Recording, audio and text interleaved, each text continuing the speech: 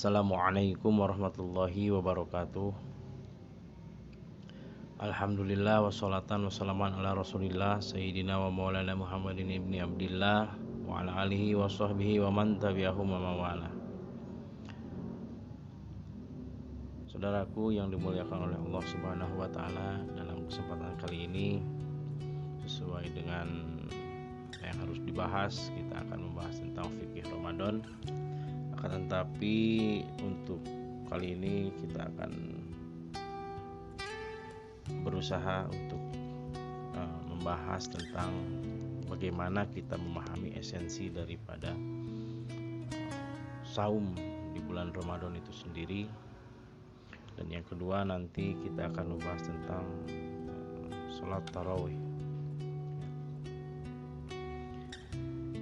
Baik hadirin yang dimuliakan oleh Allah, saudara-saudaraku sekalian,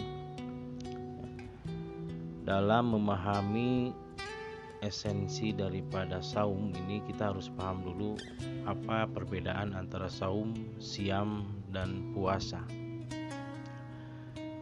As-saumu itu berarti menahan secara umum, jadi menahan apa saja itu bisa disebut dengan as-saumu. Sementara as-siyamu itu Allah gunakan dalam surah Al-Baqarah ayat 184. Ya ayyuhalladzina amanu kutiba alaikumusyamu kama kutiba alal ladzina min qablikum la'allakum tattaqun.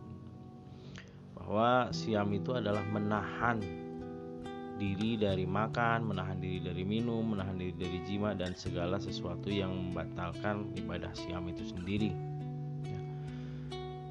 Menurut Al-Imamu Asy-Syafi'i dalam kitabnya Al-Fiqh Al-Manhaj ala Madhabu Imam Syafi'i halaman surat 331 disebutkan bahwa yang dimaksud dengan siam itu adalah al-imsaku anil mubtirati min tuhulil fajri ila ghurubi syamsi ma'an niyati.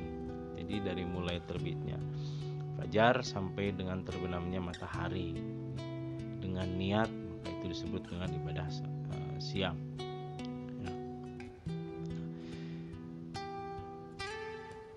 Kemudian apa yang dimaksud dengan puasa? Di kita ini kebanyakan memang sudah menjadi budaya bahwa ibadah di bulan Ramadan itu sering disebut dengan puasa Ramadan. Padahal puasa itu berasal dari bahasa Sanskerta yang artinya adalah upawasa, artinya dekat, upa dekat, wasa kepada yang maha kuasa.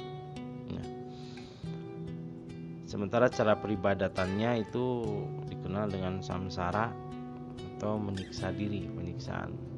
Maka alangkah lebih baiknya kalau kita menggunakan kata yang memang sudah dianjurkan oleh Allah Subhanahu wa taala dan juga dianjurkan oleh Nabi Muhammad sallallahu alaihi wasallam, as-saumu atau as-siyam.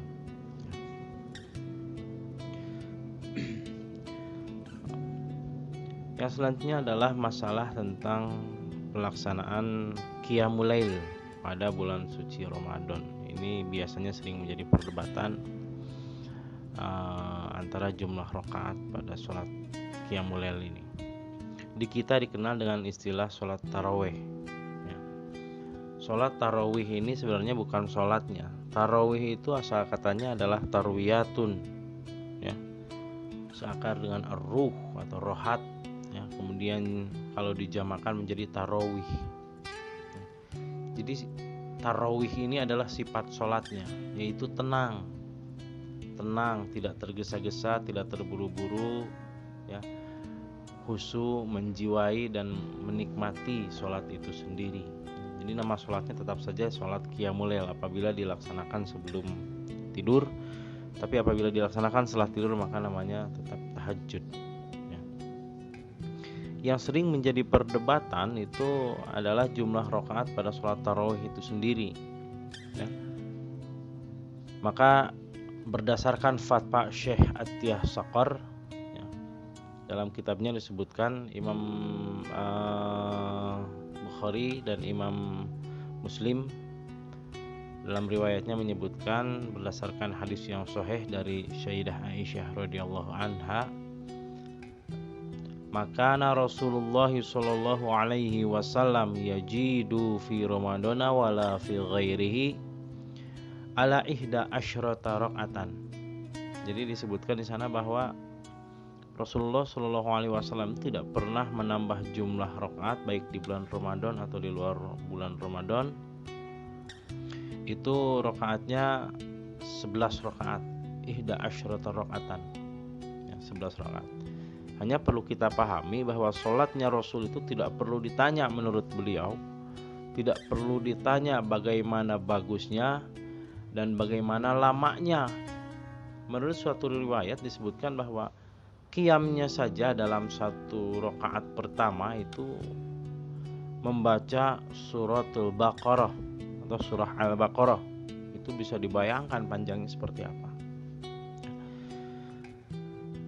Sehingga pada zaman Umar bin Khattab, Sayyidina Umar bin Khattab, ya, pada saat itu ditunjuk imamnya adalah Ubay bin Ka'ab, ya. Jumlah rakaat yang diriwayatkan, ya, pada zaman Umar bin Khattab ini menurut Ibnu Hibban dan Ibnu Khuzaimah dalam kitab sahih mereka diriwayatkan bahwa jumlah rakaatnya adalah isrina rakaatan atau 20 rakaat untuk sholat tarawih, ya. 20 rakaat ditambah dengan 3 sholat witir menjadi 23 rakaat, ya. Itu pula yang disebutkan pada zaman tersebut oleh jumhurul fuqaha ahli fikih dari kalangan madhab Hanafi, madhab Hambali dan Daud. Menurut Imam At-Tirmizi berkata bahwa mayoritas ulama berpegang pada riwayat dari Umar, Sayyidina Umar, Sayyidina Ali dan yang lainnya dari kalangan sahabat bahwa mereka melaksanakan sholat tarawih 20 rakaat ditambah dengan 3 witir, ya. Akan tetapi pada zaman itu terjadi perbedaan menurut Imam Malik, ya, bahwa sholat tarawih itu adalah 36 rakaat, ya. Kata beliau adalah wa dhahaba malikun ila annahu sittun wassalasuna, ya, jadi menurut beliau adalah 36 rakaat karena disebutkan oleh Imam Az-Zarqani, beliau berkata dalam syarah Al-Mawahib Al-Ladunyah, ya, Ibnu Hibban menyebutkan dahulu pada zaman Sayyidina Umar bin Khattab itu di Mekah Al-Munawwaroh itu pelaksanaan sholat tarawih 23 rakaat, di mana setiap jeda 4 rakaat mereka tawaf.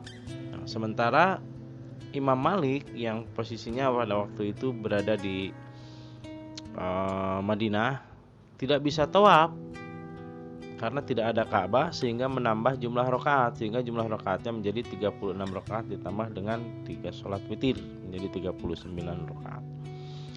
Menurut Ibnu Hibban menyebutkan bahwa sholat tarawih pada awalnya adalah 11 rakaat, kemudian mereka melaksanakannya dengan bacaan yang panjang, lalu kemudian terasa berat maka meringankan bacaan dan menambah jumlah rakaat, ya. Mereka melaksanakan 20 rakaat, kemudian 3 witir dengan bacaan yang sedang, ya. Kemudian mereka meringankan bacaan dan menjadikan jumlah rakaat menjadi 36 dengan 3 witir menjadi 39, ya.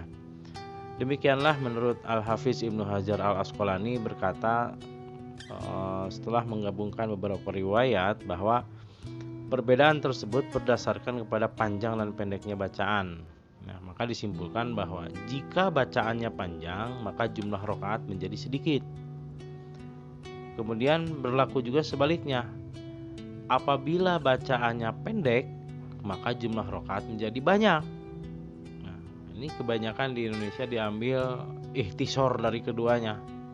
Jumlah rakaatnya pendek, bacaannya pun jadi pendek. Itu yang para cerdas. Demikian juga menurut Imam Ad-Dawudi dan lainnya. Kemudian Al-Hafiz menyebutkan bahwa pada di penduduk di Madinah melaksanakan sholat tarawih 36 itu untuk menyamai kualitas sholat tarawih yang dilaksanakan di Mekah karena tidak bisa tawaf, gitu, ya. Nah, sehingga Untuk permasalahan jumlah rakaat ini tidak usah dipermasalahkan. Yang melaksanakan 11, 23 ataupun 39 silahkan ya, tidak boleh saling menyalahkan ya. Masalah diterima atau tidak itu bukan urusan kita, itu sudah menjadi ranah atau urusan Allah Subhanahu wa taala. Itu saja yang mungkin bisa disampaikan karena waktu juga yang sangat singkat ya. Wallahu alam bishawab. Semoga bermanfaat. Billahi taufiq wal hidayah. Assalamualaikum warahmatullahi wabarakatuh.